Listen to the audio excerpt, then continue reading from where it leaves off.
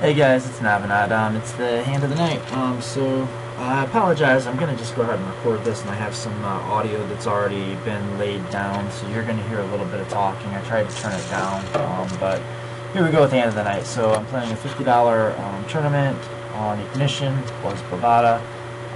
3 paid. We're in the second blind round. I've got probably a pretty tight image. I haven't played a lot of hands, and I'm opening here a little well.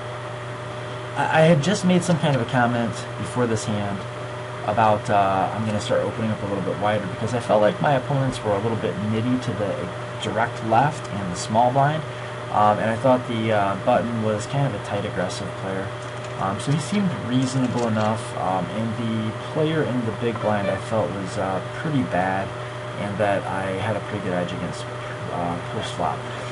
So we get called twice. What do we think both of these players have? But let's really focus on the button. The button's going to be the main villain here. So do we think that we should be betting for value against draws? Do we think that we should be checking and folding because there's two opponents, and if somebody bets, they are repping too strong a range for us to continue against? Or do you think that our overcard plus gut shot plus backdoor flush card draw plus pair gives us enough combination of showdown value and equity to check and call? Once he bets, what do we think his range looks like? He called pre-flop, is betting now into two players, one of them being the pre-flop raiser that checked his option. So when villain calls pre-flop and then bets against a non-procedural check from pre-flop raiser, what's the range look like? And the turn comes kind of a brick, and do we think there's any reason for me to lead? Or should I just be checking, planning to fold, or checking, planning to call most bets?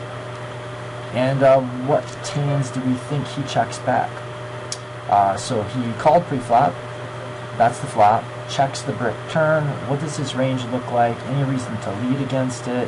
Do we have enough showdown value to check and call? We turn our hand into a bluff.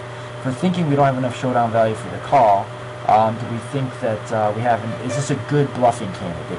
What about our blocker and removal effects? What about, do we have any worse hands that would have less showdown value that maybe never win at showdown when our opponent checks back? Or is this pretty much the bottom of our range? And if it's